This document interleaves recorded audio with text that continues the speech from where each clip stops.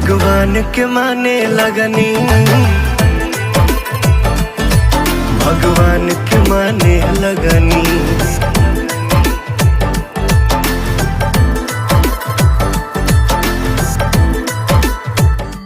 दिल से दिल तक भोजपुरी सुने। तो दोस्तों ये लीजिए आ गया पावर स्टार पवन सिंह का एक बहुत ही प्यारा सॉन्ग जिसका नाम है ज़िंदगी, इसका टीजर।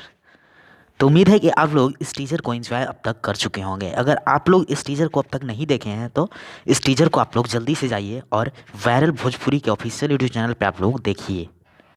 तो फिलहाल आप लोग इस वीडियो में ये देखिए कि पावर स्टार पवन सिंह ने इस सॉन्ग के बारे में क्या कहा है और क्या कुछ बताया है इस सॉन्ग के बारे में। तो चलिए आइए देखते हैं।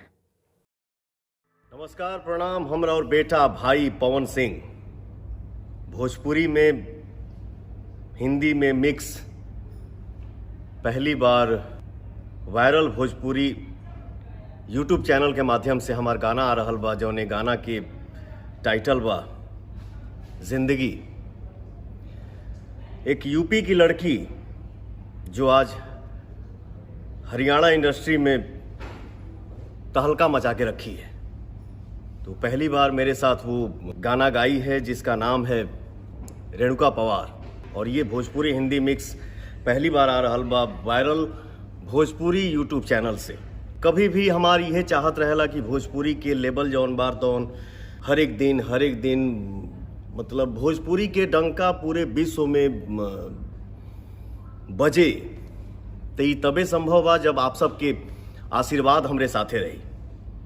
तो हमके पूरा भरोसा बा, विश्वास बा, उम्मीद बा कि जौन हम ई गाना लेके आ रहल बानी, जौन गाना के टाइटल बा जिंदगी, पवन सिंह और रेणुका पवार के आप लोग अपन ढेर सारा प्यार देहब, ढेर सारा आशीर्वाद देहब। ये चैनल के आप लोग सब्सक्राइब करी जा। और हम यह कहब कि जौन गाना आ रहल बा, बड़ा उम्मीद बा हमके ई गाना से। बस आप लोग अपन आशीर्वाद जौन बा एकर बारिश एकदम बरसा द जा, गड़गड़ा द जा। जय हो भोजपुरिया समाज।